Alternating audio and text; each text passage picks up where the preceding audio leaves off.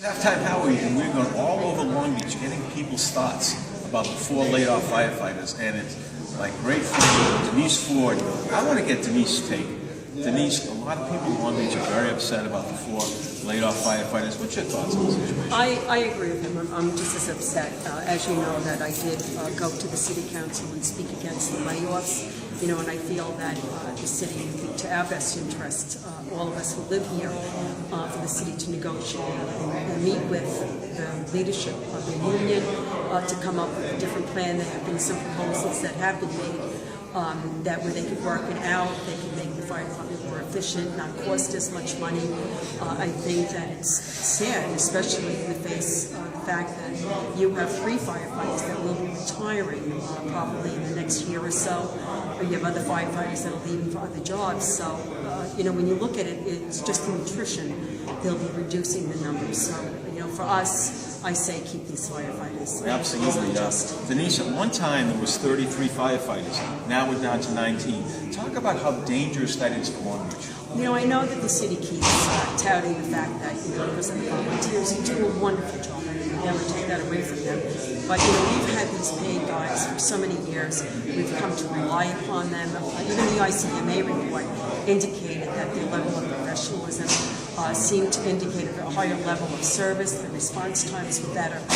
You know, so to me, it's rather than depleting it, we should try to increase the numbers and get us back up to 30 or 33. My thoughts, Denise, what is your thought on this? The fact that we have been without a hospital on the Barrier Island for 2 years makes the importance of firefighters even more important, because God forbid, you know, tragedy happens, you know, a hospital is much further away now. Talk about that point. Well, you know, and that's something that I'm concerned about. When you think about, you know, the fact that they want to hire paramedics. Now, we know that all of these people are not going to be Long Beach people that they're hiring. I mean, you know, so they're going to have to go outside our city limits, possibly to bring in strangers. So, like you said, we have these guys that grew up in this town, that know every street and every address.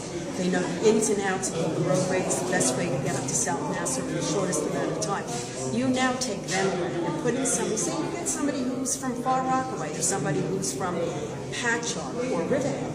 I mean, how much do they know about our city? So that, to me, will end up causing a delay in the response in the care of people, especially when we need it, and especially when we have emergency here in the city of And Denise, to the people out there, talk about, just from our citizens' point of view, the fact that we have so many senior citizens living in places like Randell, and how important it is for our citizens as a whole to have a fully staffed fire department. I think it's very, very important. You know, when we look at our senior citizens, when we look at people who have children with special needs, we have a myriad of situations here in the city that require these professional people and the people that know us best and will be able to handle our calls the best that they can. I know, you know, when my aunt was very, very sick, and unfortunately she died, it was very comfortable when the guys came and they handled her in such a way. They took care of my uncle to boot when he was so distraught over the loss of his wife. You know, you can't fabricate that. That is something that comes from the people who they are. And I think it's going to be, the loss is going to be much greater than just the loss of personnel. We're going to lose a lot of care and a lot of love.